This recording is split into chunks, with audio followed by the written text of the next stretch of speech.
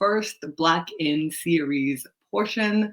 Um, I am here with some amazing panelists. I will let them introduce themselves, but before I do that, I will be introducing myself. I'm Basi. I am a political science student at the University of Regina, but I'm also the co-director of external relations at Black and Sask. And I will let my co-moderator introduce himself. Hello. My name is Christian Banza. I'm the community outreach director at Black and Sask, and I'm also an educator in the Regina Catholic School Division. So I'm super excited about this episode. I'm someone who's passionate about education, the way things are taught. And as you know, the history of Canada, a lot of it was hidden. So, revealing a lot of it, learning about a lot of it is something I'm passionate about. And our youth, they are the future. They're the ones that are going to establish the change that we're trying to create, so teaching them, building relationship with them, that's something that I'm so passionate about. So today's episode, we have Black educators in Saskatchewan who are also passionate about teaching about the youth. And as a lot of you know, for a long time in history in Canada, we weren't allowed to have this profession, so today is kind of a really, really big moment for us. We weren't allowed to have this. So for us to share this platform is kind of cool. I'm excited to hear their stories, how they ended up here, and how they're going to continue to create the change and disrupt the change and cause good trouble. Shout out to John Lewis. So to get started, I'm going to let my beautiful Black passionate educators introduce themselves. Actually, Christian, yes. I will cut you off really quickly before we get go for it. Beautiful Black passionate creators, and I will do a land acknowledgement really quickly. Okay. Yeah. We would like to begin by acknowledging that the land that we're streaming from currently in Regina, Saskatchewan, and Saskatoon and areas is located on the traditional lands of the Cree, Saulteaux, Dakota, Nakota, Lakota, and the homelands of the Métis Nation. Today, these lands continue to be a shared territory of many diverse peoples, including Black people. It is important that we recognize that we have all benefit and responsibilities under these agreements. We acknowledge the harms and injustices of the past and present. We dedicate our efforts to working together in a spirit of collaboration and reconciliation. We are all treaty people. Additionally, the Black In panel series aims to discuss and dissect relevant issues in Saskatchewan with Black community members from all sectors of society. Mostly important, it allows for the representation and illustration of the diverse presence of Black peoples in various fields and their contributions to Canada. Black educators face a set of unique experiences within their field, and today we are honored to be able to hear their stories firsthand from 4 community classroom heroes and discuss how racism affects them in their own workplaces. So we will let these classroom heroes speak for themselves, starting with Helen. Teacher living in Saskatoon, Saskatchewan. I teach grades 3 and 4, and I also run an account called Sask Teaches, where I just talk and share my experiences being a Black educator in Saskatchewan, and advocate for making changes in our education system. So nice to see you all.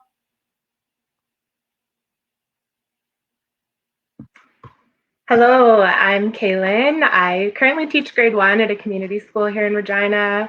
I'm a fairly new teacher. I was an EA for a long time before that, so I have a range of experiences that I'm going to draw from today, and I'm just so excited to be here sharing this platform with all these beautiful educators. I think this is so important, and I'm really excited. Hello, good afternoon. My name is Salema, and I teach here in Regina. I'm an English as an additional language educator, and I actually work as a specialist teacher at 3 schools. So I'm very excited to be here today. I've been in this role for a very long time, so I have a lot of experience to draw from. Hi, my name is Jessica. I am currently teaching grade 6 in the Regina Catholic School Division, French immersion actually. So I have every subject taught in French, but I'm very excited to be part of this panel. I have been teaching for about 5 years now, And yeah, I'm ready to share some experiences. So I'm excited to be here. Thanks. Awesome. And so let's get this party started. I will take no delays and we'll jump right into our first question. So our first question of the day to our panelists is, who was the first Black teacher you saw and how did it impact you? Additionally, how do you hope/feel your presence as a Black educator will impact your students? All right, am I jumping right into it?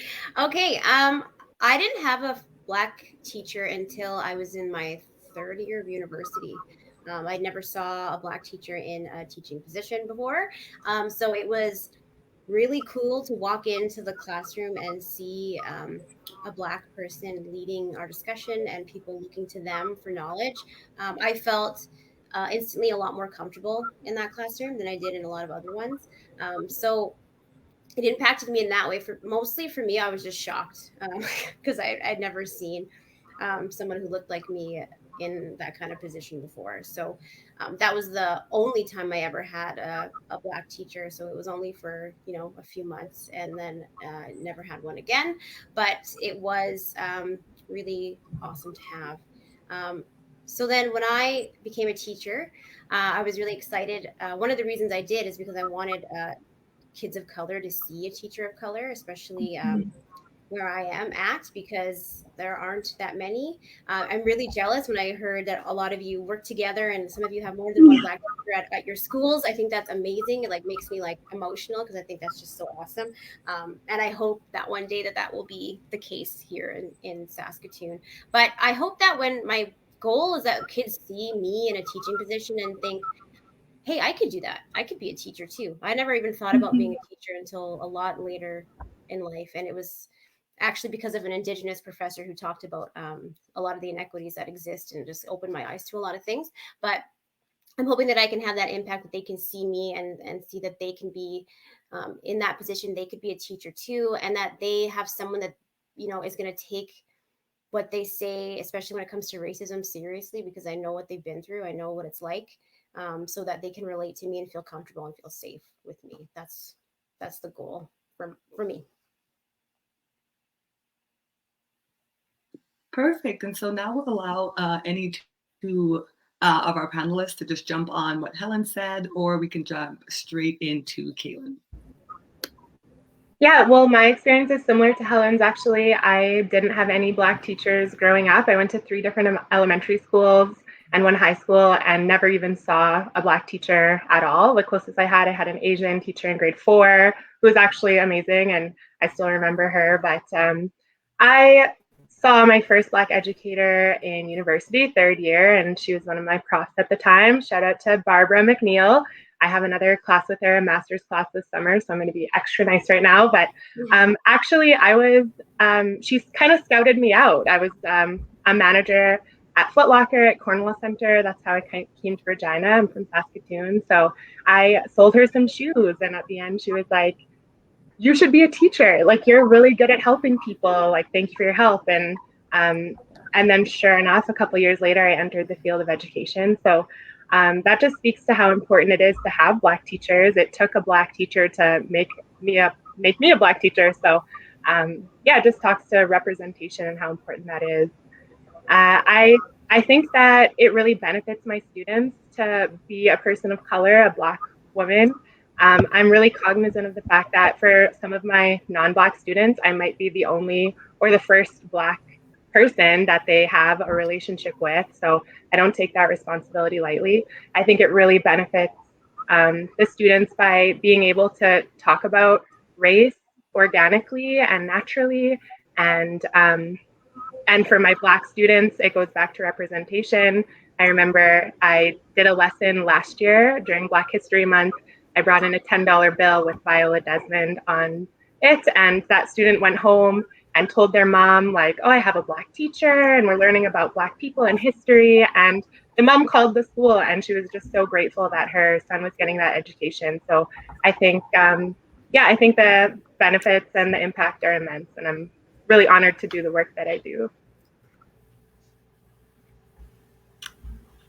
Okay, so for me, I actually did not have a Black teacher growing up either, but the first Black teacher that I saw in my education journey was in my internship.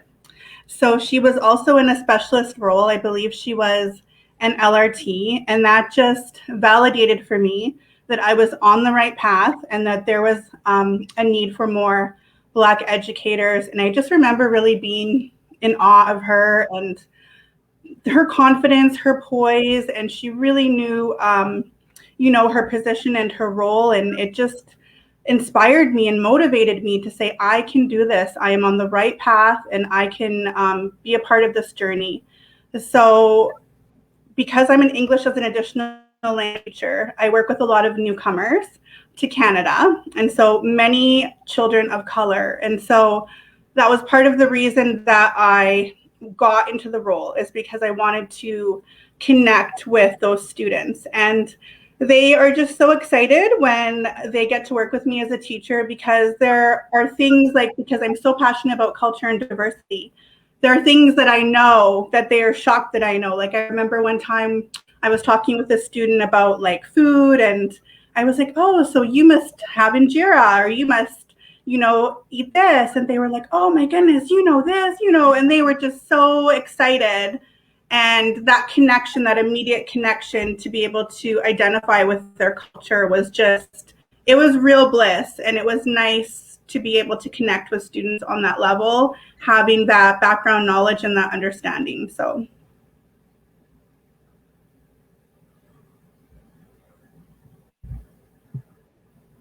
So for me, I actually didn't do my elementary and high school years in Saskatchewan. I'm originally from Ontario. And although Ontario is more diverse than Saskatchewan, I lived in a part that was not. So I didn't have any Black teachers until I think one substitute in high school and then at university. And unfortunately, I didn't feel like they represented me at all. Maybe it was because he was male and I was female, but we didn't have a connection. Plus, I only saw him for maybe a day, and then. But I do feel like the impact that having a Black teacher has on students is first and foremost representation. We have a really big need for role models who look different, who are not all the same. And expectations. I find that with the Black teachers that I did have, the Black educators I did have, they had higher expectations for me than all of the teachers I had throughout my career as a student. And lastly, I feel like if I had had a Black teacher who really made that connection with me, I think I would have tried harder as a student. I would have done more because I would have felt more connected to that teacher. So, yeah, representation for me. So for me, like everybody else, I don't really remember ever having a Black teacher. And like Jessica, I often wonder how that would have impacted me and the difference it would have made in my life, instead of me having to navigate and figure out what my role as a Black person in the society is, right? So yeah, I think representation is so important, and just the ability, like Salema said, to connect with somebody just by looking at them and they know you understand their background, their family, and where they're from, that has such a huge impact on somebody. And now we're on the other side of it.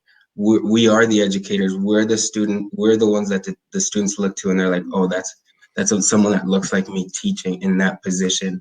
So being on the other side of it, have you guys had moments of having moments where you realize that your experience is going to be completely different than all the other white teachers? I know for me was when there's parents coming up to me and saying, my children are completely different, their attitude is different, they're happier to come to school simply for the simple fact that you're here.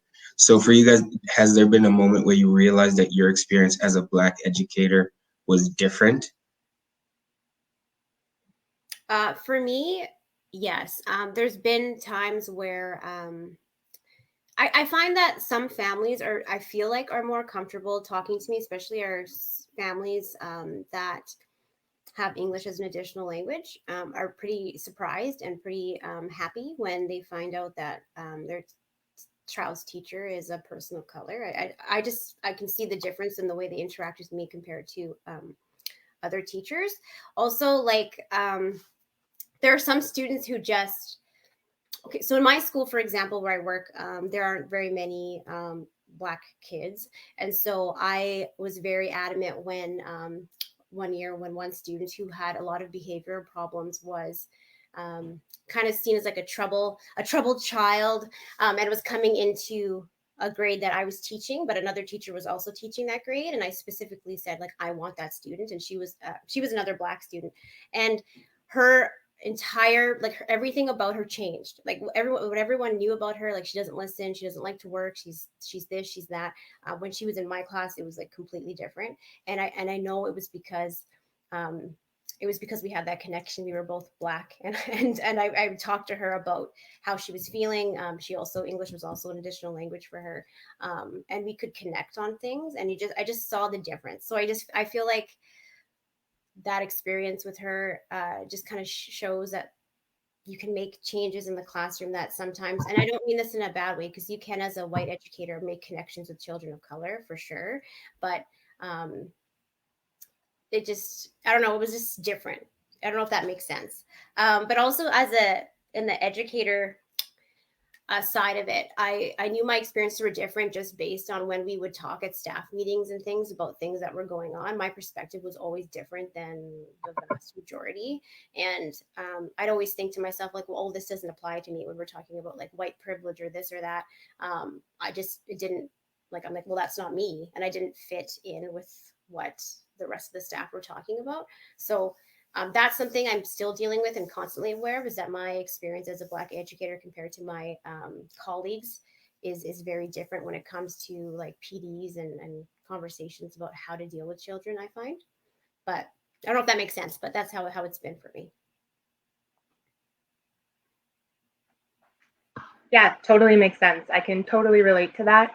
I think that once I developed an understanding that my experience as a Black woman was different, I kind of carry that awareness with me in any space that I'm in.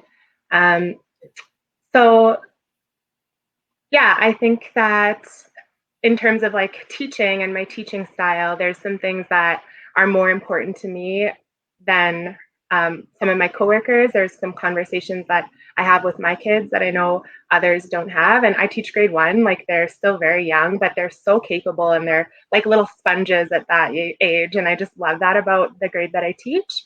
So we're really able to have those rich conversations and, talk about racial diversity in grade 1. And, we talk about skin colors, and my kids are able to say that, your skin color just is part of your story and it tells where your family comes from. And, we just talk about it in a very like factual and natural way. And so I think that comes from me being a Black teacher. And I don't know that a lot of other teachers that aren't Black are able to have those type of conversations, or teachers of color. So I think it really benefits my students and just the experience of education in general. Absolutely. I express the same sentiment as Helen and Keilyn. I think just like what Keilyn said, knowing that as a Black woman already, that your experience and having that awareness, knowing that path in itself, regardless of even your role as an educator, is different. So then walking that path and having that awareness, you take it with you. Also being a parent of Black children and, understanding those experiences that Black children go through. I have 2 Black sons. And so, the questions that they ask me about some things that they experience at school might be different than their peers. And so I bring my knowledge as I wear both hats that way. And so I'm having that experience as well. I just think that, it is it's a different perspective, and just going into different spaces. And I remember the first time when my experience I felt was vastly different was at teacher convention. And I don't know if and like a lot of you have had the opportunity to attend yet, but being in a pandemic, we had it virtually this year, but in the past it would be in person. And just going into convention and scanning the room just to see if there were any other Black educators, and getting excited when you were like, oh, I see one. So for me, that was really special, and just the hope for the future that I would see more and more Black educators being in those spaces. I think for me, my experience, when I realized my experience was different as a Black educator, came more so from actions of my colleagues rather than the different classrooms I've taught or students I've interacted with. I find the students are very welcoming of the change. They're very open to hearing different stories about different cultures and like different aspects of Black history. But with my colleagues, I remember one incident very specifically that happened a few years ago where I was eating lunch in the staff room with other people in the staff, and somebody walked in, another teacher who actually teaches with me, and he sat down in front of me and denied the existence of white privilege. And I was shocked, number one, but then I had to sort of control my the rage that was building and ask myself, like, why is he saying this to me specifically at this time? So on behalf of the staff that was in the room, they all jumped to my defense right away, and but I wanted to open the discourse, and we actually sat down and had a conversation to see where that was stemming from and what was going on. So it actually turned into something very, very productive, and it wasn't an instance where I felt sort of attacked, but rather almost like I was the knowledge keeper, and it was now my responsibility to share with that individual what my experience and how what he had assumed wasn't actually true. But yeah, so it was an eye-opener for sure.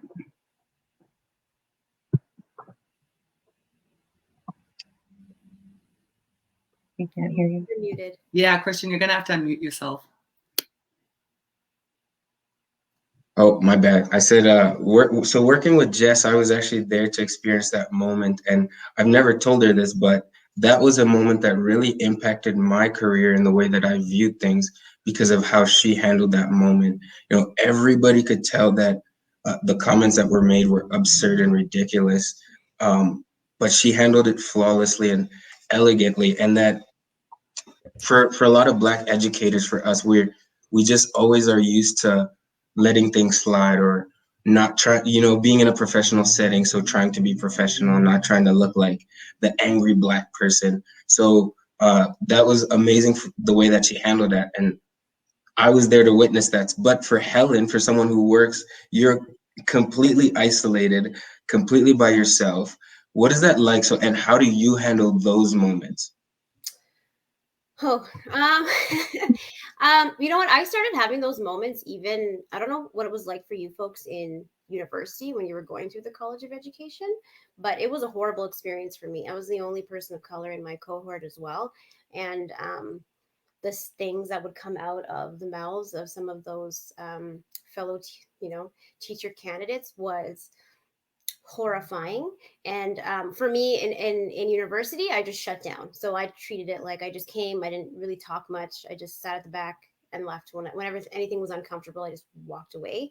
Now I'm actually really fortunate in the fact that I work with pretty open individuals who are openly aware that they have a lot to unlearn. So like Jessica said, it kind of becomes, for me, it's a burden. I feel like it's a burden to have to educate others or correct people. So I know we don't like to use microaggressions, that term as much anymore. Or we want to call them micro assaults or assaults, but there's lots of those kinds of comments that you have to deal with every single day.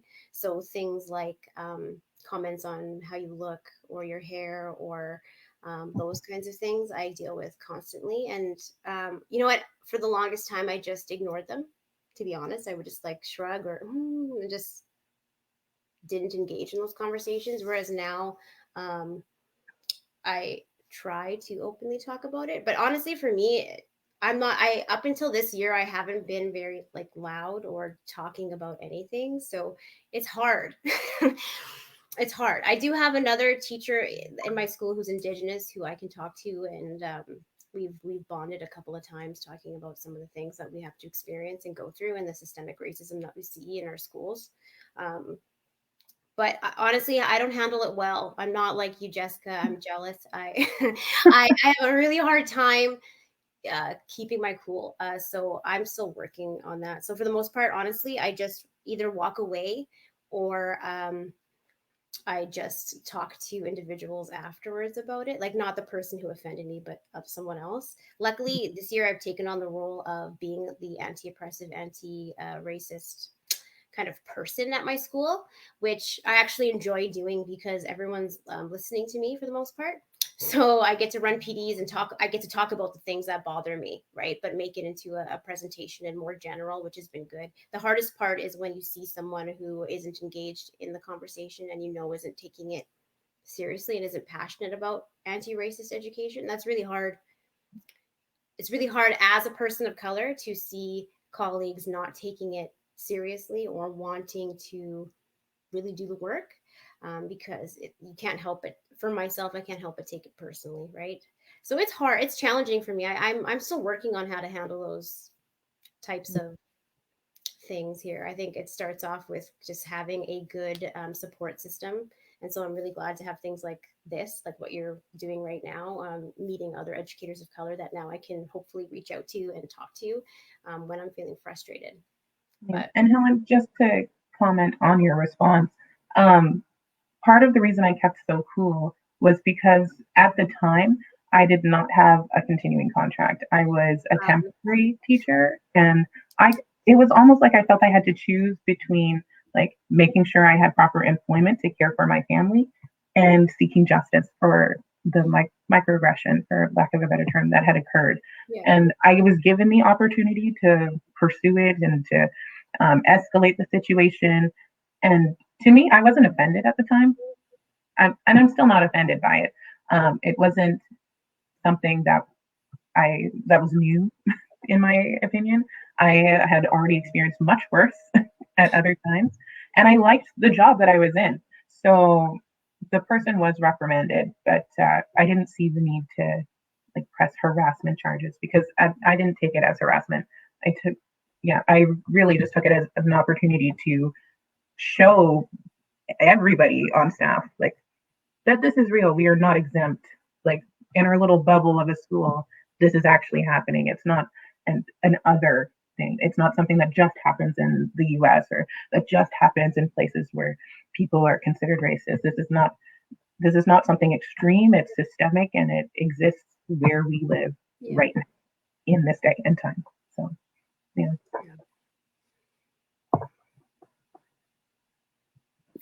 I mean, it is absolutely just so interesting listening to these conversations because, like, I feel like as a Black student who went to a predominantly white school, I had like one like Black teacher at my school. Love her, just sent from above, I swear.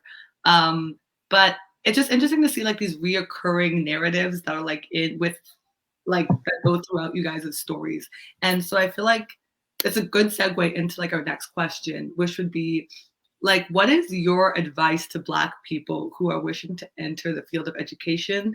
And furthermore, what advice do you wish you had gotten before you entered like education and the school system? My advice as a Black person for people coming into the profession is make sure you have a proper support system.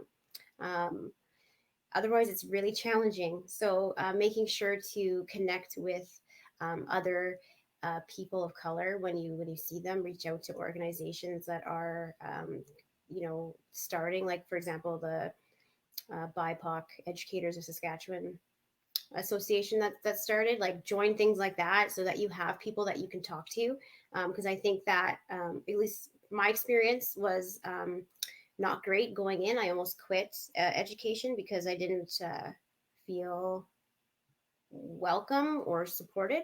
So connecting with other people, I think, is really important. That's my biggest thing. And then what was the second part of the question again? Is what advice do you wish you had gotten? It doesn't have to be from like a specific person, your own interpretation of that question. I wish I just would have been warned about, again, I wish someone would have told me before, find your people, because I didn't do that. And because of that, it's been challenging. Like, I don't want to make it seem like it's horrible all the time. It isn't, but just having a proper support system for yourself, so that when you have those challenging days, when you have things you want to talk about, you have someone to talk to who knows what you're going through. I think that would help you like continue on and do the work. And I know that your presence alone is making a huge difference in kids' lives. So we need more of you. We want more of you in the profession. So that's what I have to say.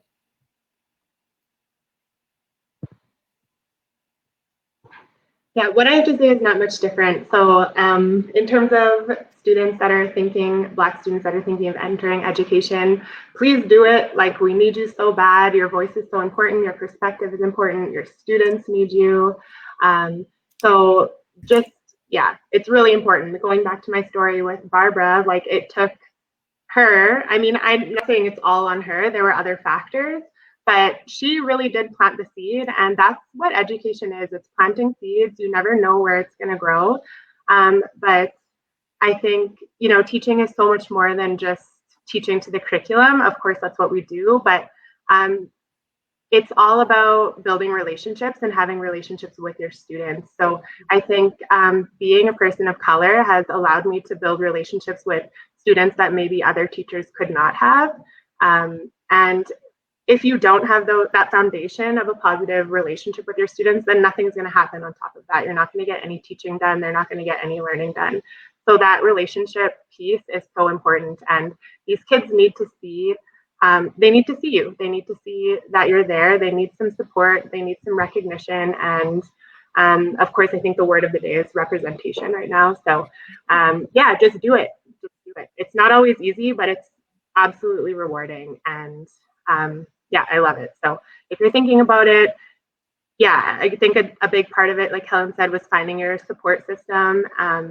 And for me, the second part of the question, what advice do I wish I had gotten? It's not so much that I wish I got a specific piece of advice, but I do wish I had that support system, because without that, it can be a really lonely place, and it's hard. There's a lot of challenges, like, these ladies are talking about microaggressions. Like, that's not a one-off situation. It happens daily.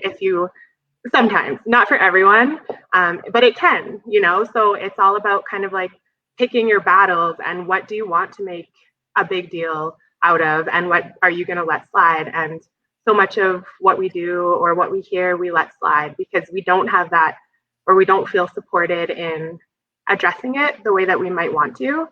I'm so glad that we have now more educators and people like Helen taking such leadership roles, this BIPOC Teachers Association. I'm super excited about it, and it's not something that I could have even fathomed, like a year ago even, or a couple years ago. So I think that the support is growing, and it's a great time to enter the field. So please do. I agree. It's a great time to enter the field. So Black educators, if you're thinking about getting into education, please do it. BIPOC educators, please do it. We need you. The word of the day is representation. And I just think of my family and my parents and them always being so passionate about education. That's why we came to Canada, was they wanted that for me. And I'm so to be in the position now to be. So my greatest piece of advice for someone into education would be to stay true to who you are, stay true to your belief and your passions. And that's exactly what I did. I was very passionate about culture and diversity, and took that with me into my teaching, and share your culture. Share your culture with your colleagues and students. They aren't going to know who you are if you don't share it. And they love to hear it. And I love to share it. And so I think that's very important, is being able to express yourself and stay true to who you are. I think for me, the advice that I would give to people entering into education, or to BIPOC students and thinking of entering into education, is that just because you're Black does not mean you're going to, to relate to every Black child's experience. And that's okay. The point is just that you're there, and so that they can share if they choose to share. And then that way you can learn and they can learn, and you can take that and put that into your practice of teaching. Quick story. I had a principal who asked me to talk to a child that I've never met or taught about her hair, because she was struggling with her hair, and we were both Black, and that was it. And although I loved meeting the new child, we had completely different hair types. So it's not even like I could help her with her hair. That was something her mom or her aunt or somebody in her family could have done. And so although the sentiment was coming from the heart and it was a good sentiment, it was just a little, in my opinion, insensitive of, but at the same time, you're going to experience things like that. And it's okay if you cannot relate to every single student's experience, as long as you're there to support and show them that, yeah, like, we have similar experiences, even if they're not the same, and that you're still going to be there to support and care for them. In terms of advice that I wish I had gotten before becoming a teacher, I really wish that somebody had told me that I was going to make mistakes. I was going to make mistakes, and because that's how you learn and that's how you improve. But that my mistakes did not represent the entire Black community, and that was okay. Yeah, so it was good. Yeah, no, that's really good stuff, guys. Like, amazing stuff, actually. And I'd like to throw this question to Christian, actually. Like, Christian, I feel like your role just kind of being has changed a lot in these like past 2 years and stuff like that. And so I really want to hear, like, what advice do you wish you had gotten, and also what advice would you give? I think the advice I wish I'd gotten was to trust myself. Like, I know that in education, you're going to make a lot of mistakes, like Jess said, but it's so important that you trust yourself throughout all of it and you follow your passion. And when you do those things, I think everything just seems to fall into place. That's how I found. In the beginning, I was just very passionate about education, about kids, about teaching. And naturally, everything kind of led me here. And I'm still learning to trust myself, but even more so, I wish that I shared myself more of what I was going through with my coworkers, with my class. That's something that I'm only starting to do now, is starting to be open and vulnerable about my experiences and who I am. So I think that's what I would say, is just know yourself, trust yourself, and continue to be passionate. I think everything will fall into place. Yes, I think so. Leading to our next question, talking about allyship, that's the big thing we hear now. And everybody wants to jump on the Black education. Everybody wants to be more educated, learn and teach about these things. So the next question is, what advice would you give, or in your opinion, what is the correct way for non-Black educators to respond to racism within the classroom and within the workplace? So this is something that I am super passionate about, and I think it's really important. I think that there needs to be policies or procedures that are like laid out for educators to follow when racism occurs in the classroom. Why? Because lots of white educators don't know what to do, or they treat racism the same way, like being called a racial slur is treated the same way as like swearing. which it's not. They're very different, and the impact of racism takes a very physical and mental toll on students. So I think for all educators, what they should do immediately when racism occurs in the school is call the parents. So lots of parents don't get called when racist incidents happen. Like if a kid, even something as simple as a kid in grade 1 being called, oh, your skin is too dark, or they make some sort of comment like that, you can build on that comment and teach those kids, but then you still need to call home and let the caregivers know what happened so that they can continue that conversation with their child at home. So it needs to be some constant communication with parents. You need to then treat it seriously. So whoever's being racist, taking that child out of that room for the day, I don't know, or somewhere else, so that the child that experienced racism knows that you're taking it seriously. I'm not all for punitive punishments for kids, but they just need to see that you're taking it seriously. And then proper education, then like teach your teach your class about race. Start those conversations when they're young. Like was said earlier, like you should be having these conversations about race with kids as young as even 4 or 5. I've luckily been able to go into all the classrooms at my school and work with the teachers to talk about how to, put anti-racist teaching into practice. And so I went into every classroom, especially the pre-K, kindergarten, grade 1, 2, 5, 6, and 3, 4, which is mine, and talked about what race was and why our skin colors are different, and how it shouldn't matter that our skin color is different, but sometimes people treat us differently. And it was amazing to see the connections the kids were making. And I think the more we talk about race when kids are younger, you're going to see, I don't want to say you're going to see less racism, but there's going to be more understanding about why things are different and why people look different. So you might be able to avoid some situations that occur now because kids just don't know any better. And I think, so I think there needs to be like a set policy that they follow. So educators know what to do. There needs to be proper teaching and training for staff so that they know how to handle racism and what racism actually is, because some people don't understand what racism is. And they might think something is racist that isn't, or opposite, or vice versa. So that's what I think needs to be done. I could go on about it forever, so I'll let someone else talk. Yeah, I think you're saying it perfectly. I completely agree. I think there needs to be a set policy or procedure for dealing with incidents of racism or discrimination. I think most school districts would have one. I think most probably need to be updated and worked on. But that just takes the discretion out of it, because I think a lot of times right now it's up to the discretion of like the teacher or the admin how seriously the incident is taken.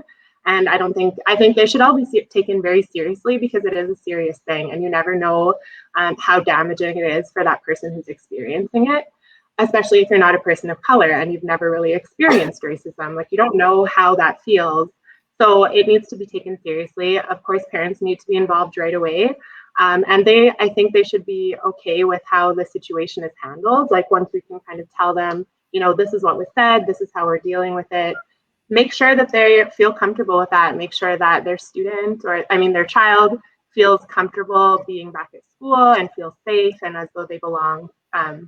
That's really important. And it's one of our kind of like foundations of education is belonging. So I know in grade 1, like I had an incident where one of my students was called Poopy, and she has very dark skin, and it could have just been a grade 1 student being a child and calling somebody Poopy, but this child took it as like a reference to her skin color. So I called the family and I said, this is what's happening. Of course, they're good about it. Families love, I find that they like when you take that extra step and just let them know. Like, communication is so key, and that's a key part of relationship building. But those little gestures of like keeping them in the loop, this is what happened at school, I think go a long way and just show a lot of respect. So I guess bottom line, I think that non-Black educators should handle racism the same way that Black educators do, which is, to take it seriously, to follow the proper procedures or steps that are in place. I hope that there's like some consistency with that. Again, with the policies, taking out the personal discretion out of it.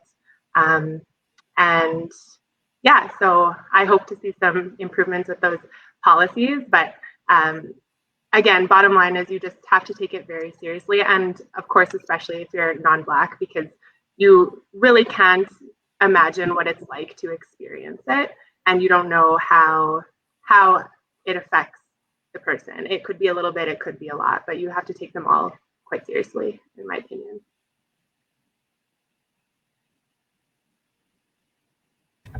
I agree with the ladies. Set policy and taking it seriously. Again, bringing my parent hat into it, like I'm going through this firsthand. My sons are in grade 1, so they have, not daily experiences, but things have come up. And so, I see the other side of how it impacts them.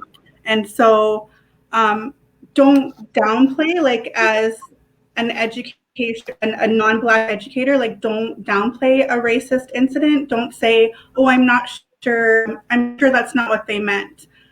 Because then you're sending that message that, whoever experienced the racism their feelings aren't valid, right? And that's not something that we want to do. We want to make sure that we treat incidents of racism just like anything else, with vigility, and just make sure that it's taken seriously, because it is an experience that, can be very traumatizing. Like I still remember experiences as a child, and now I'm like grown and I still remember them vividly. And that's something that people don't realize, that, that can carry on with you like later in life. So definitely my advice for non-Black educators in handling racism is just don't downplay it. Take it very seriously and provide understanding for parents, and just work together to make sure that everyone's comfortable with the outcome.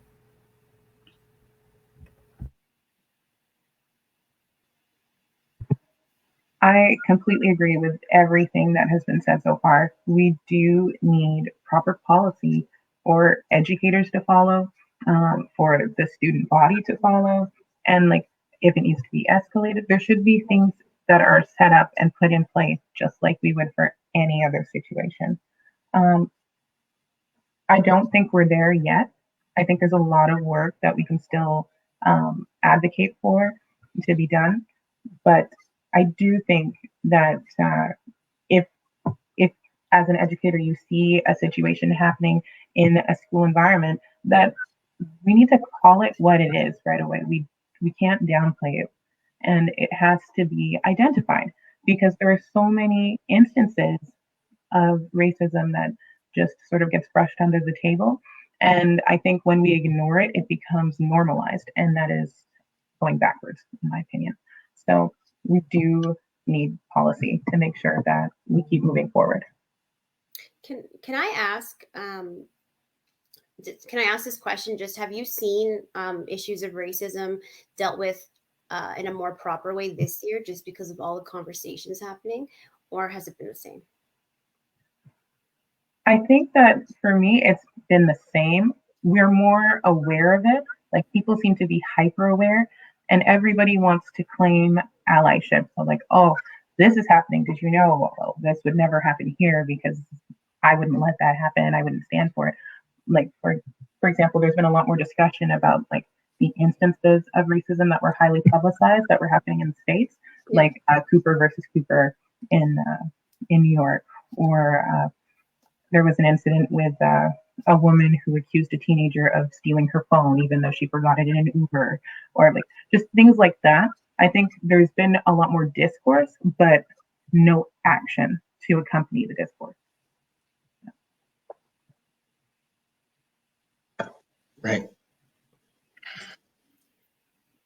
Let me unmute myself. I mean, yeah, I also definitely agree with Jess's last point, just about how sometimes allyship is just a tricky road, because sometimes you're overcompensating with words, but the action behind it still remains the same as if it was being brushed under the rug. And so like there's an overshooting and an undershooting of racism. So or addressing racism rather.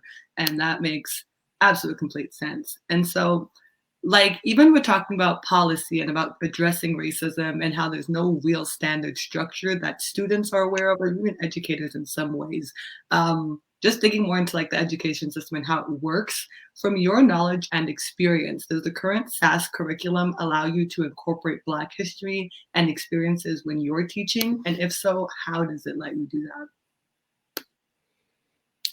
For me, I'm going to say yes because of the grades that I teach. In grade 3, the grade 3 curriculum is all about exploring like other cultures and other people. Like diversity is a big thing in the grade 3 curriculum. So I can manipulate the outcomes to work, and I can then bring that stuff in. But there's nothing in my curriculum that states like specific, like that if I can take it serious and teach it and incorporate it if I want to, but if someone doesn't care or doesn't know, they don't have to, because it's not explicitly stated like anything about Black history in mine. So I feel like the indicators in the curriculum, there's outcomes and indicators are suggestions. So I kind of just like teach and then take what I've taught and just like make it fit. I just feel like your sense of self and identity is important, and so you can relate all Black history and all those kinds of things. You can make it work. I feel like there's no real excuse to not teach it. So I still teach Black history as much as I can. To be perfectly honest, I hadn't taught much about Black history until this past year. Before this, I mostly focused on like, of course, Indigenous culture, because that's a big part of our curriculum, and then more of a surface level way of looking at things, actually, to be perfectly honest. And this year now I've really like dug into the history in Saskatchewan, which I never looked at before. The only Black history that I really knew much about was stuff like the Acadians in Africville and Nova Scotia. I didn't really know much about, like the Mays family here and stuff like that. That's stuff I just learned this year that I shared with my students because I think it's so interesting and important to know, because we don't really, Black history is not a focus in Saskatchewan, right? It's like we're left out of the conversation, like many other groups as well. And that's a problem that needs to change. So I think that there's still a lot more work to be done. There's no accountability at all for educators to teach Black history.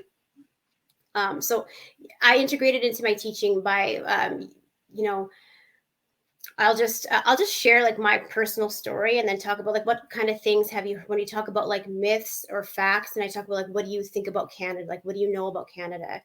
And they know a lot of superficial things that people think Canadians are nice, and we did this and we did that, but they don't know things about like a Japanese internment or Africville. They had no idea that Canada had slaves, right? So you can talk about those kinds of things, but then bring in facts. Like that's kind of how I do it.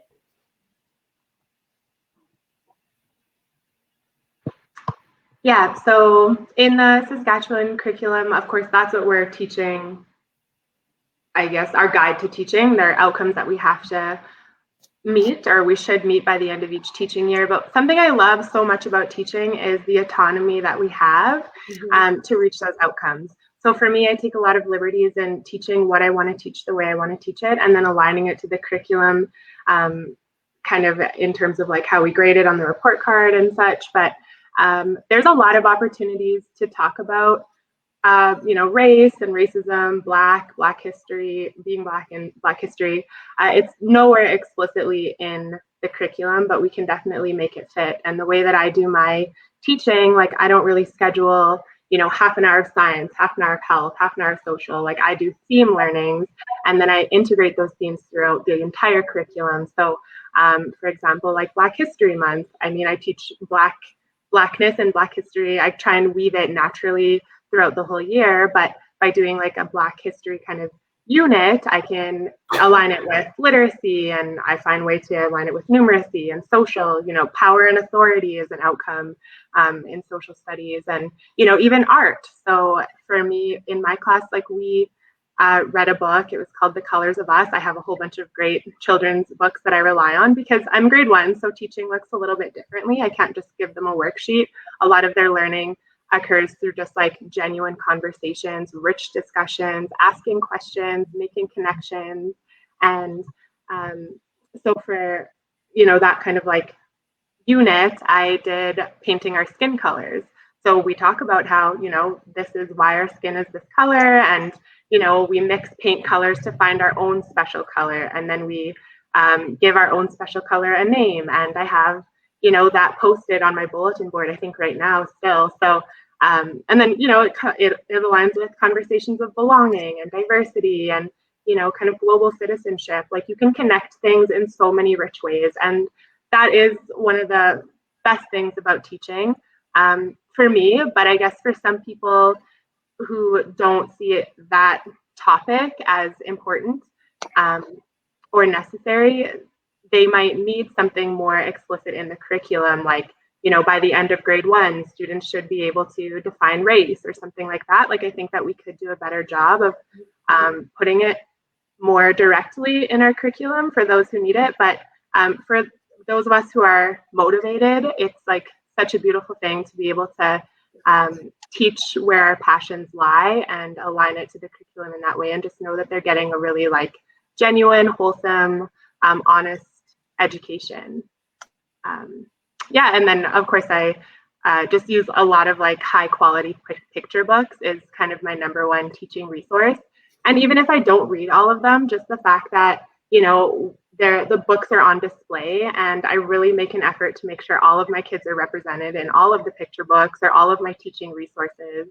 And it doesn't always have to be like othered. It doesn't have to be a separate conversation. It's just immersive. Yeah. So I remember like setting up my classroom this year, and I hadn't met Salema yet, but she was at my school and she came down to have a chat with me and walked into my classroom and made a comment about like, wow, there's so much diversity shown in this room. And it just like made me feel really good to kind of feel seen and know that, people are noticing that I'm making the effort to make sure that I have a classroom that the climate is one of inclusion, diversity, belonging, all of those kind of things. So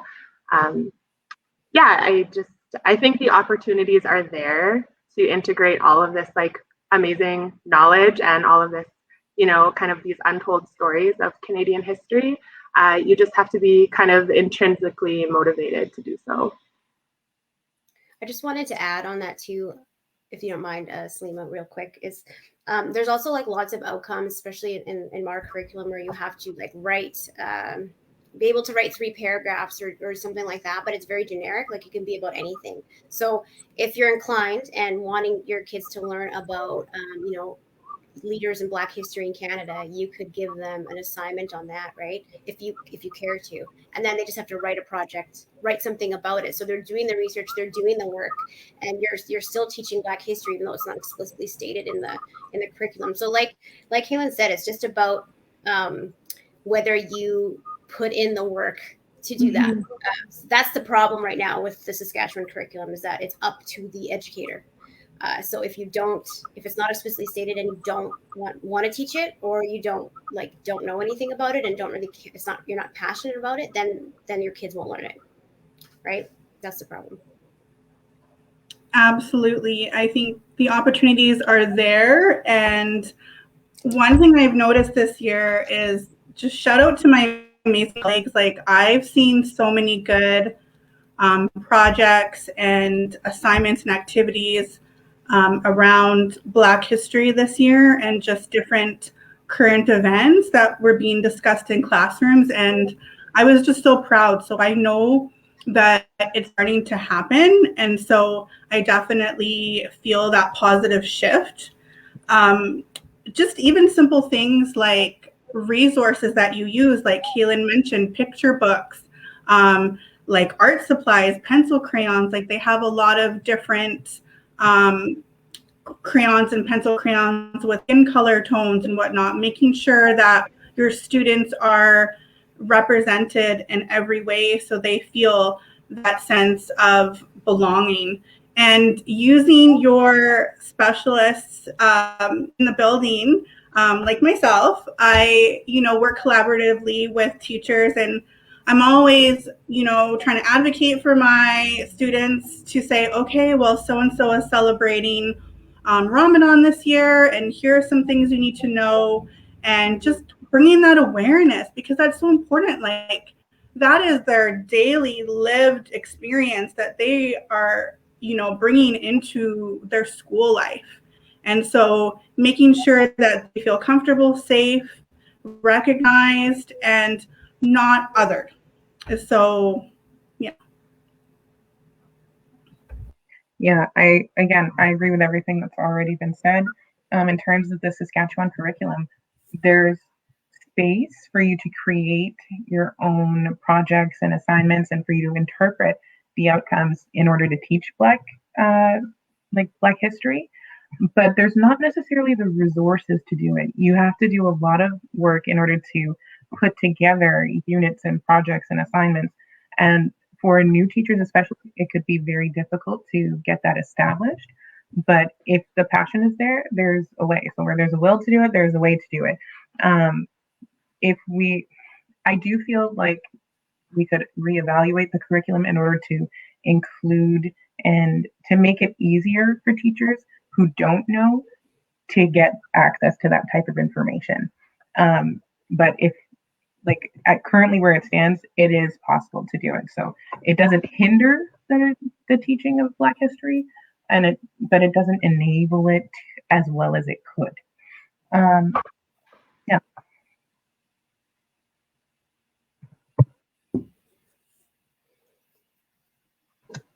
With that being said, I think the curriculum does allow allow teachers to be creative, but it's a double-edged sword in the sense that it doesn't enforce the idea of race, which is something that needs to be talked about. And Jess, I'm gonna send it over back to you and kind of talk about what you've done in your classroom, because walking in there, it's like there's so much history, culture in there. And even going back to what you did last year in the school and putting and designing, well, I'll let you talk about it, but so talk a little bit about how you integrate Black culture, not just in your classroom, but in our school. Sure. So for myself, I try to, because I teach grade 6, it's very segmented. So I've taught grade 2 before, and I've done the theme teaching where it's a lot easier to integrate it throughout the year. So in order to get my students thinking about that all year long, I'll try and do book studies that are specifically culture related. So I'll touch on Sadako and the Thousand Paper Cranes and bring in Asian stories. I'll talk about The Breadwinner is a really good one to bring in Afghanistan and the Middle East. And then I'll try and get Black authors and Black poetry, different movies. But I also have a really big passion for art. So I will research, I'll have students research Black figures in history and present day. And then I'll have them make murals that we can put up in the school to decorate a bulletin board in the school. So in the past, I've done an Obama mural. We had the teacher librarian actually helped me create a diversity board to put in the school hallway, which was the face of a woman, a Black woman, but her clothing was made up of pictures of famous Black icons, whether it was in pop culture or history or politics, but men and women, so they could see the different faces. This year we did an individual project where students were assigned Black figures from history, and they had to do a research project on them. And then when you put it all together, it was a honeycomb effect of the person's name and a short biography of what they did. So they had a PowerPoint that they made that they got to share with the class, so everybody's learning about the person. And then they had a visual display which kind of summarized the main aspects of their project that we got to display for the school. So anybody walking by our class could see all the different people represented, which was a lot of fun actually. So yeah, there's several ways you can include Black culture and Black history in teaching. It literally relates.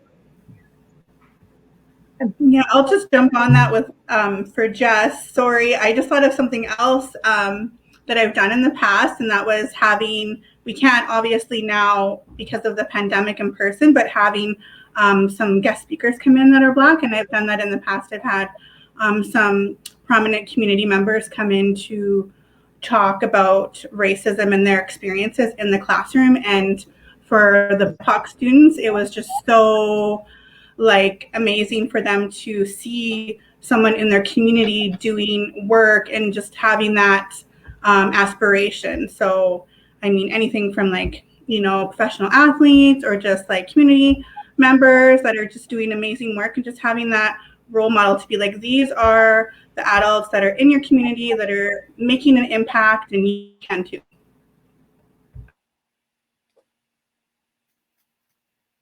No, all super good stuff. I feel like I've always told people whenever I'm talking about, oh, like, how do you know what you want to do? But the thing is, it's really easy to envision yourself in a role once you see someone like you in that role. So like Obama was like a huge turning point for me in terms of like me wanting to pursue politics, because I was like, oh, look, that's a thing. Like, look at y'all go.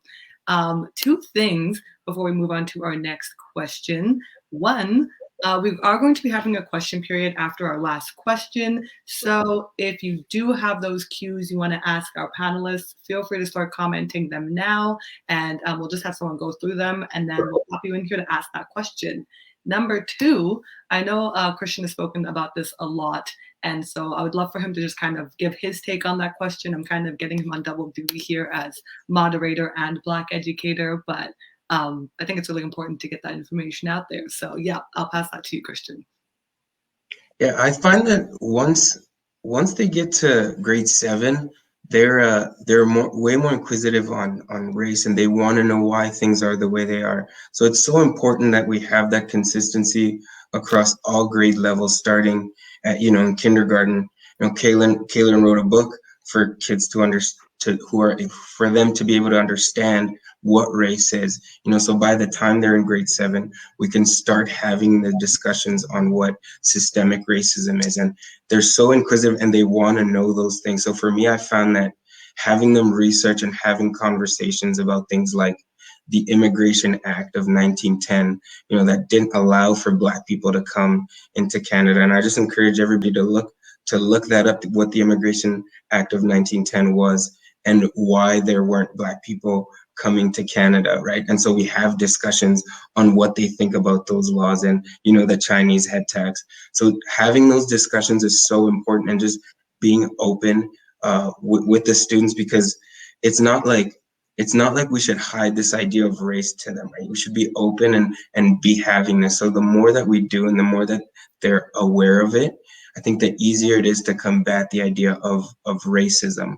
And so I guess leading to our next question, what advice would you guys give to non-Black teachers on how to integrate Black education in their own teaching? So today, that's a big thing, and that, like, we're very hypersensitive to the idea that racism does exist, but now it's still a sensitive topic because they don't know how to teach or what to teach. And Helen, I know it's going to be interesting to hear what you have to say.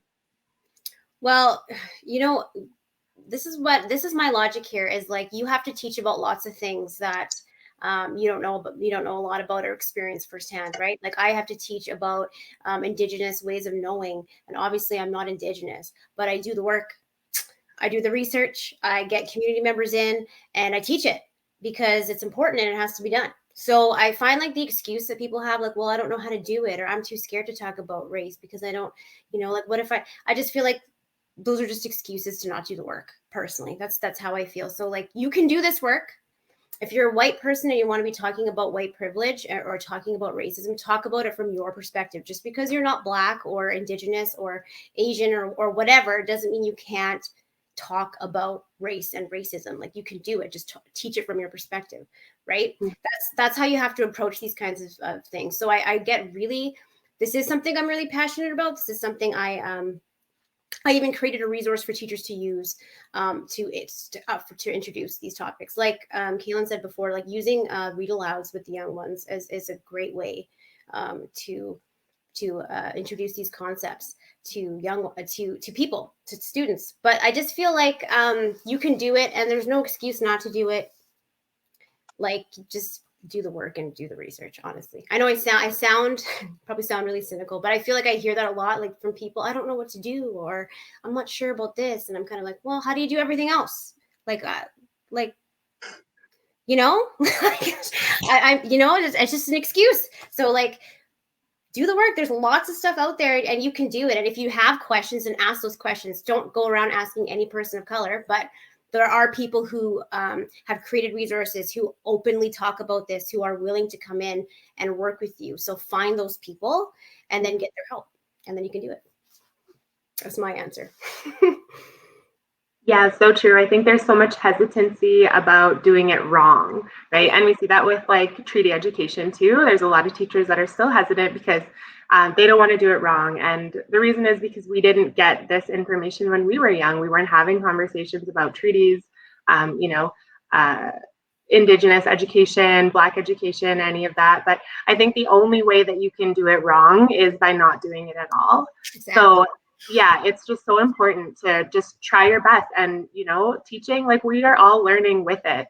Like, teachers don't know everything, but we make an effort to know. And that's the biggest part. So there's so many resources. I mean, there's not so many resources out there, but there are more and more resources. There's more and more people in these positions who are willing to help or who have this knowledge base.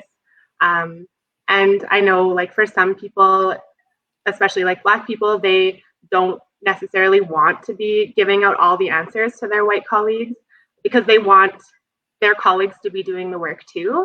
But I mean, for me personally, I really appreciate when a colleague comes to ask me, like, how can I talk about this? Or, do you have any lesson plans that go along with that? Because it just shows me that they're trying. And I think that's just like the most important part, is that you're trying. And just having these conversations, because even in grade 1, like, kids are inquisitive and they notice things and they want to talk about them. And just starting those conversations is so important. And if you're using, say, like, a read aloud, a picture book, or whether you're doing like a novel study with your class, like, it's okay if you don't have all the answers, but talk about it together, ask questions together, find answers together.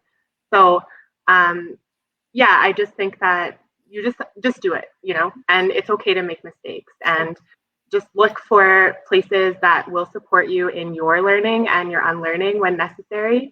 And yeah, just do it. Yeah, I agree with everything that Helen and Keilyn has said. I feel like, tapping into our elders as well in the community and having them share their knowledge and their experiences is really important. And also PD as well, if there are any opportunities, and not even just PD within your division.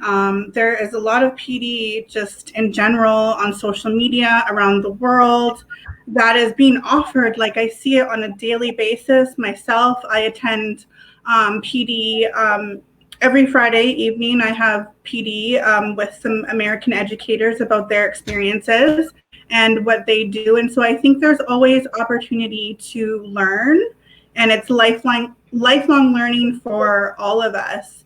And so I also, like Keilyn, I don't mind being a resource for my non-Black colleagues.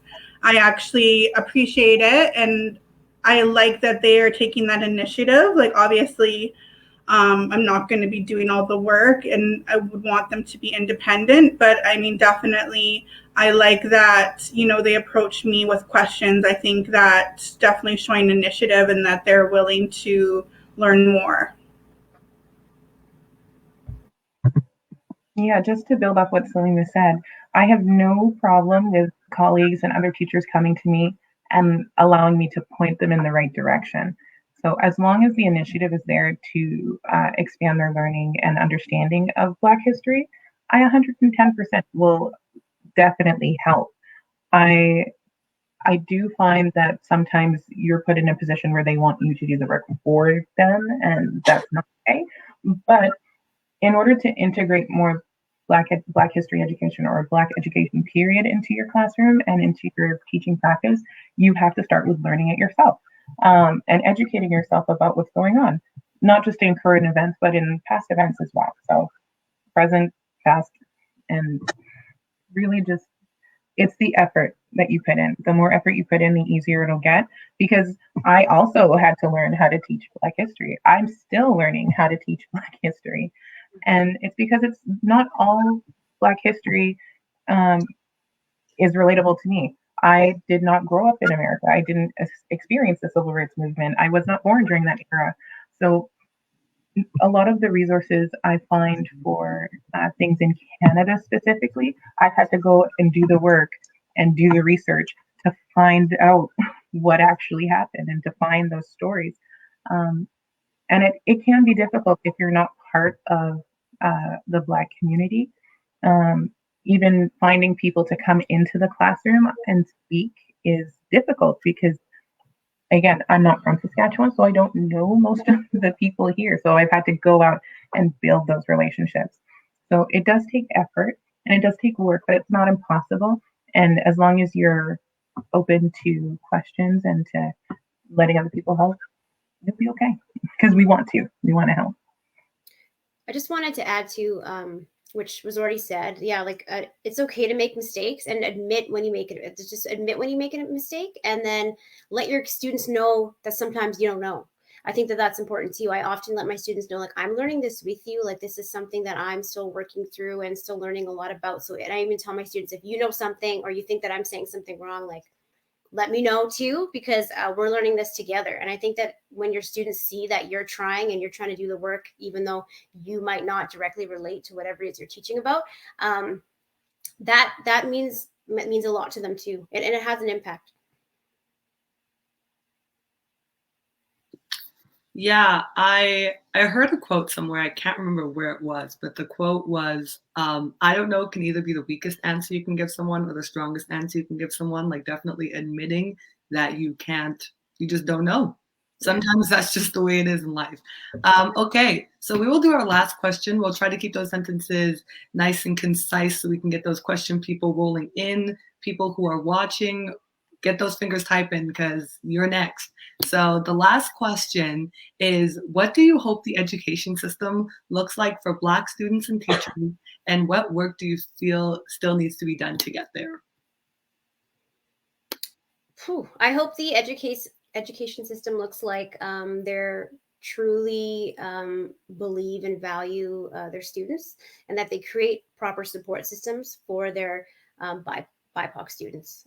So I think that there is still, there's a long list of things that still need to be done. But one thing they need to do first, like school divisions need to do, the ministry needs to do, is take anti-racist, anti-oppressive education seriously. Train educators properly so that they can properly support their Black students and all BIPOC students, because they don't do enough. There's not enough happening. So there's a lot of work to be done. And I think that there are a lot of school divisions now who are looking into this work. I just had a meeting yesterday with a school division. I won't name them, but I sat down with their director and a superintendent of the high schools. And they said, like, Helen, what do we need to do? And it was awesome. Like, they listened to me. I had a whole list of things. Like, here's what you create a support system for your BIPOC staff and students. Like, create a mentorship program so that it encourages your Black teachers to go into admin positions, like those kinds of things, and just went through everything.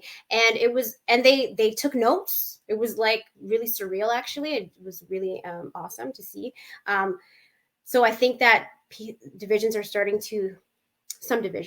to think about this and really actually want to make change. Right now, everything though is a lot of blanket statements. So I'm looking forward to seeing some actionable things take place. I know that our school division created an anti-racist, anti-oppressive consultant position for this following school year, which is awesome. I hope they place the right person in that position, and maybe some really cool things can change. But there's still a lot more work that needs to be done.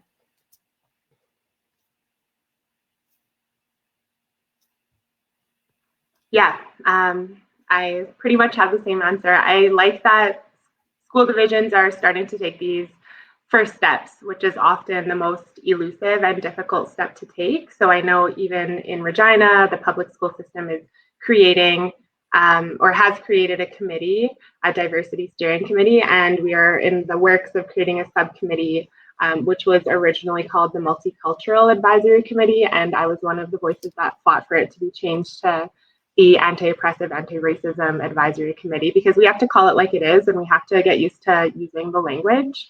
But I'm really hoping that with that, we will start to see some really positive changes happen systemically, starting from the division, again, going back to policies and procedures.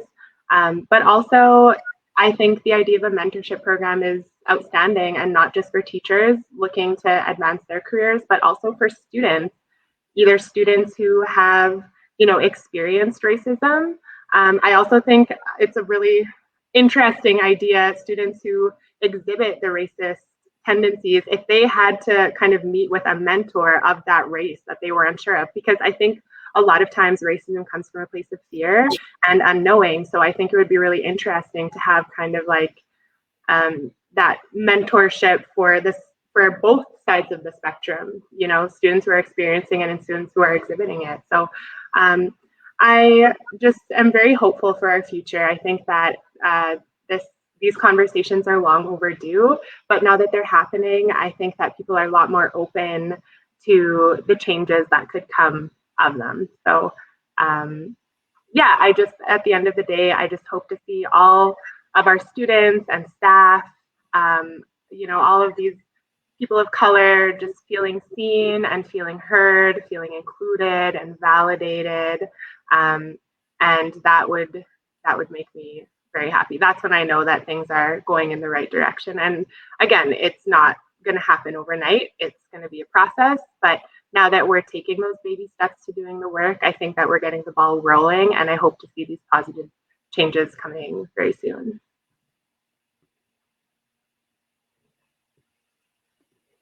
Trying to unmute myself. I agree. I think recruiting more Black teachers, anti-racism initiatives and strategy plans and school strategies plans, supporting Black teachers to go into admin positions, just creating a sense of belonging. I love that mentorship idea, Keilyn. I think that's fantastic. Just creating a sense of belonging so that, BIPOC staff, colleagues, students, they're all feeling seen and heard. So I think that's really important. And I know divisions are taking the first initial steps, but definitely a lot more work that needs to be done. And just also, sharing those special days, and not making it too token, like with Black History Month, but, making it an experience everyone can understand, because it is super important. Like, it's our whole entire history. And so to start learning that much in advance of when it actually takes place. So, events like that are really impactful to the culture. I agree wholeheartedly with what's been said. I would love to see anti-racism PD put in place. I would love to see mentorship opportunities. I would love more BIPOC representation, as well as less tokenism.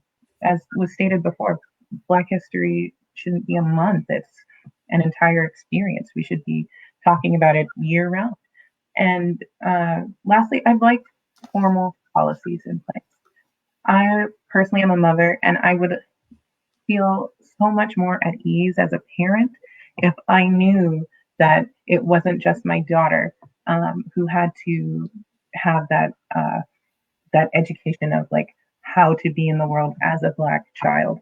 I would love to see children across the board understanding, or even just being exposed to each other's experiences and how that is valid, and it's not a positive or a negative. It's just us as human beings, as people, and by knowing and acknowledging and accepting that, we're actually enriching ourselves. So I think we're on the right, well, in French we say la bonne piste. We're going in the right direction, but I'd like to see the ball get a little more momentum and for us to really start ramping things up. And I'm hopeful that that will happen in my lifetime. So I'm glad. Absolutely. Oh, guys, such good advice. Oh, I just love listening to you guys.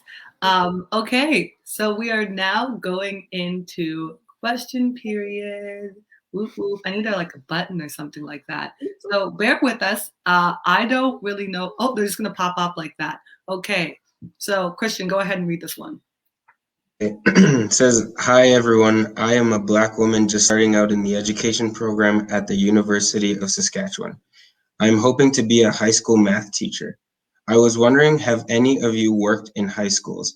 And if so, has your Black experience been different than what you have mentioned it was in an elementary school? Are the kids still open-minded and wanting to learn about other cultures at this point? Thank you. I did in my internship at a high school. So I did English A30 and B30 for a grade 12 class. And yes, absolutely, they're still open to learn. Lots of the students, when I taught that class, it was a very like anti-racist, anti-oppressive approach. And they were enraged at some of the things that happened in Canadian history that they didn't know about before. And I made connections with them. They were, yeah, of course you can. Yeah. I also did my internships all throughout university and high school. I actually wanted to be a high school French teacher. And just like Helen said, the kids are very open. I specifically interned in French immersion, so like French classes as well as theater classes. And I found it was especially powerful to use that discussion in drama classes because the kids would then be able to bring their own experiences into their craft and express that on stage, which in turn affected the audience members who were watching. So it was just like a ripple effect. But yes, you can definitely still get involved and still have children be very receptive to Black history and Black culture and BIPOC experiences in high school. I'll just add to that. I just want to shout you out because you want to be a math teacher and you're having these conversations about discussing race and culture in high school. And I just think that's amazing because I remember when I was in university and going to school with some peers who wanted to do, you know, high school physics, high school math, and they didn't understand why they had to learn about social justice or race or racism, white privilege, all of those kind of social structures, because they didn't think that it applied to physics or math or whatever the case may be. So I just want to really shout you out. And I think that it's great that you're already looking to incorporate, you know, that rich learning about, you know, justice and culture and race in your field. So shout out to you. That's why Black teachers are so important. Yeah. And just to add on to that, just to add on to that, I'll say you just being yourself and being in that space is going to say a lot, right? You being a Black woman teaching math is already breaking so many stereotypes. So I think you just being genuinely yourself and vulnerable and open to what they have to say and what they want to learn is going to go a very long way in changing the dialogue. Mm-hmm.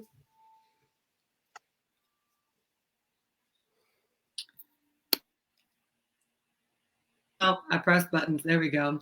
Okay, so the next question comes from Viviana Tana, and she says, I'm curious as to what opportunities each of you as K-12 educators get/have gotten to share your ideas with your school or systems leadership, or even provincial education pre and post 2020. I would say that as a teacher, in my school, I was able to accomplish a lot. My school is very close knit, so we have a large staff, but we're very open with each other. So there's a lot of room for discussion. I will say, in the same school board at different schools, that was not always the case, and I was not allowed to pursue that as much as I am at my current location. But I'd say it's been the same pre and post 2020. I have the option to, but because of the pandemic, we've been in person and then online and then back in person and then back online again. So the discussion hasn't really focused on Black history or BIPOC experience, but rather how do we keep these kids safe? How do we maintain our personal health during the pandemic? It's been very pandemic focused rather than shared experiences and specifically experiences as people of color. Going forward, though, I am very excited to implement a lot of my ideas and to even extend that to system-wide things instead of just my little bubble of my school community. I did not feel confident before as a newer teacher to like even go after things like that. But now, having had a few years in the system and being more comfortable with my teaching practice, I am 100% wholeheartedly going to pursue things at that level, at provincial system level, school board level, whatever level I need to share, like whatever platform I need to be on to share my message is what I'm going to pursue. Yeah, I have been in having a lot of meetings and discussions with people in leadership positions this year. Other years, not so much, but also I was very quiet and no one even knew who I was. I was very under the radar, just went to work and worked in my school, and that was just it. And I never associated with many people either. So as opposed to this past year where I've been very vocal. So I've had the opportunity to work with principals, superintendents, directors from not only my own division, but other divisions as well. But that is because I have been actively seeking them out, and I've been pretty I've been out there. So with suggestions and things like that. So I've been approaching them and then having those conversations. So I think, and again, it's a tricky situation here because some people don't, like Jessica said, some people at the beginning, they don't want to say anything because they're scared they're going to be seen as like, you know, maybe the angry Black woman or whatever. But I've been, you know, working as a teacher now for over 7 years. And so I feel comfortable. I don't really, I don't know. I just felt like I just wanted to be loud. So I was just tired. So I've just been sending out letters and emails and really bombarding people to the point where they kind of have to meet with me. And so I've been able to have that, which has been awesome. People are willing to listen now. It's just a matter of whether we're going to see that actual change happen. I know for me, I think, you know, you can create your own opportunities. Like our division runs PD groups called Communities of Practice. And because, again, I'm so passionate about, you know, the BIPOC experience and having non-Black educators learn more, I created a community of practice called Cultivating Your Own Racial Awareness as an Educator. And so it has been successful and it will continue again next year, and just by word of mouth, getting more people to join. So I think, you know, if you have an idea, just run with it and see if you can get that into fruition. And I think one thing I learned about the school systems, like as through my time as an EA and being at a bunch of different schools, I was usually at a new school every year, is that the admin has so much power over the climate of the school and the culture of the school. And if it's important to the admin to have these conversations about, you know, diversity and inclusion and, you know, hear your voice, then your voice would be heard. And, you know, some schools are great at that. Some schools have some work to do in that area. For me personally, I was, again, like Salema said, seek out your opportunities. So when our division created the diversity steering committee, I knew that was something that I wanted to be a part of because I knew that Black voices were often underrepresented or missing altogether. So it was really important for me to be there. And I'll say it's done wonders for my voice and even like my confidence in the teaching space, because it is probably the first time that I really feel heard and feel like my knowledge and my experiences are valid and and that other people can learn from them. And now I'm kind of being given this like space to input what I think and tell people, you know, what I've been through, because I think for a lot of people, they just don't know, especially like if you're not a person of color, you might not know how much work needs to be done, because that's part of, you know, our system of white privilege is, you know, the ultimate privilege is thinking that something isn't an issue because it doesn't affect you. And so I think that now is the time for our voices to be heard, and now is the time that people are listening.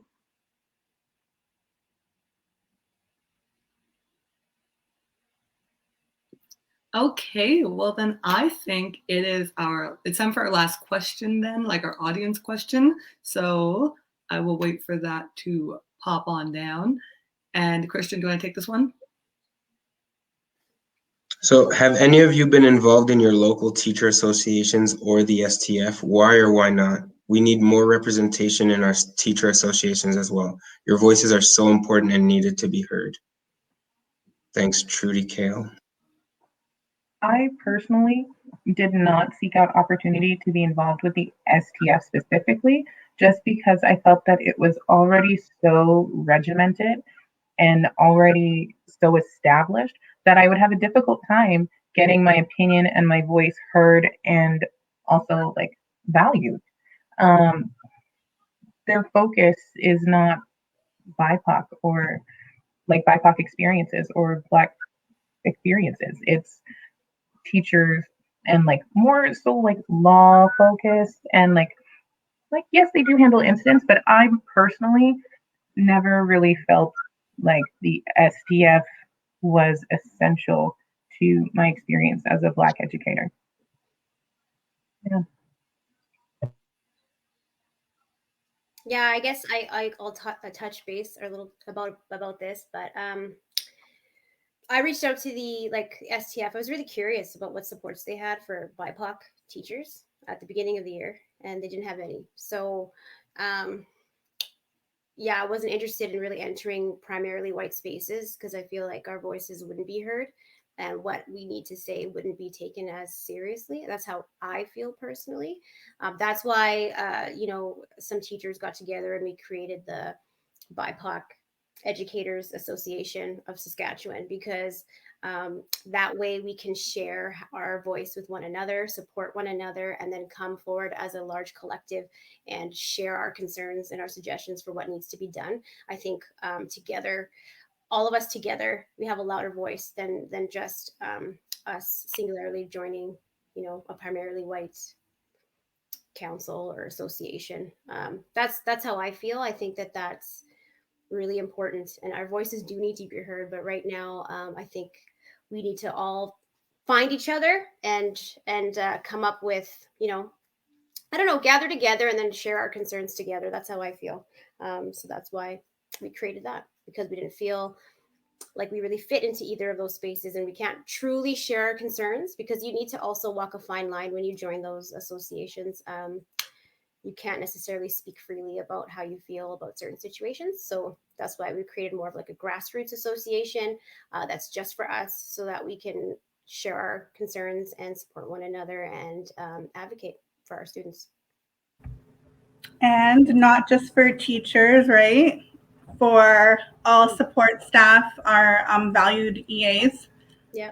And there are probably more BIPOC EAs right now than there are teachers.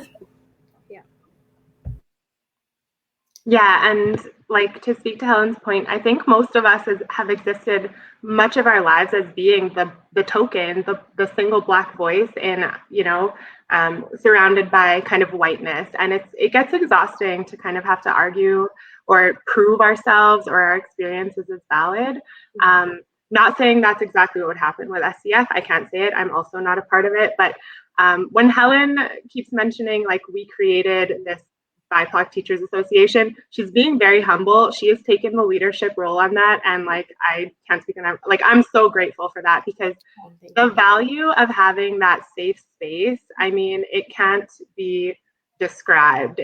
I'm so excited to be a part of it, because again, like, much of our lives and our careers, like, we are just, fighting to be recognized and to be valued. And I know, like, I've had a lot of conversations this year that rubbed me the wrong way, and I don't want to go into another larger space fighting these conversations that are rubbing me the wrong way and feeling alone in that. So I know that our voices are so valuable and they need to be heard, but again, like, there's power in numbers, and by having this teachers association that's just for us, I think that it'll be amazing, and that will benefit, the STF or other communities at large, because we'll feel comfortable in our experiences and not kind of have to, I guess get other people on our side or get other people to see it our way, because there'll just be an underlying understanding that you don't have in any other majority space. I do want to add that, just so you know, like the STF has reached out to the association and showed their support, and also asked if we needed help with anything or wanted to join a professional growth network. Another conversation that might be happening with other people down the road. I just think that with the association that Keilyn and I are talking about, it's more just to support one another and use that collective voice, because if we're singularly telling our concerns, you don't also want that pushback on just you. So a collective voice is also safer. So that's really important as well. Yeah. So just wanted to throw that out there. Like the STF's not this. They did reach out and they are in support of us. So that's great too. Yeah, and just one last note is for a lot of us, it's the first time that we're doing anything like this, and we're also putting ourselves out there. So we're just learning to navigate this and understanding what it means for us to be Black educators, leaders in this field. So we're still learning how to navigate this, and we're still educating ourselves on what it means for us to be in these positions and in these roles, right? So we're not like professionals on this or whatever. It's just our experiences and our shared stories. Okay. The questions are still rolling in, but unfortunately we are very much over time. We may have to run this series back because people love what y'all have to say, and I love what you guys have to say. I think it's been very informative and insightful for everybody here. So thank you once again, the panelists, for sharing and just really allowing us to get just a small sliver of a glimpse into your life as a Black educator. We thank you for what you're doing. Educating the next generation is a very honorable task. And so, I don't know, with that, I will all just wrap it up. And yeah, thank you everybody for coming. Thank you for having us. This has been so invaluable just to have this platform. And I have so much pride and hope and just admiration in our next generation that's up and coming. I know Black in Sask is a youth-led nonprofit organization. And wow, I'm just like, it gives me so much hope. It gives me chills. I'm so excited to see what the future has in store for BIPOC students, teachers, and just the community at large. So thank you so much for having us. This has been amazing and wonderful. Thank you so much. As I said in the beginning of this broadcast, I was just so grateful to have this space to share my experience with you all. And I just felt like it was a long time coming, and I'm a little bit older than y'all, so I've seen the progression and it's been very slow. So I'm very grateful to have this moment. So thank you. Thank you, Black in Sask. Yeah, I want to say thank you all. I really appreciate the opportunity for being able to share and to talk in a safe space about the reality of what Black educators in Saskatchewan are going through.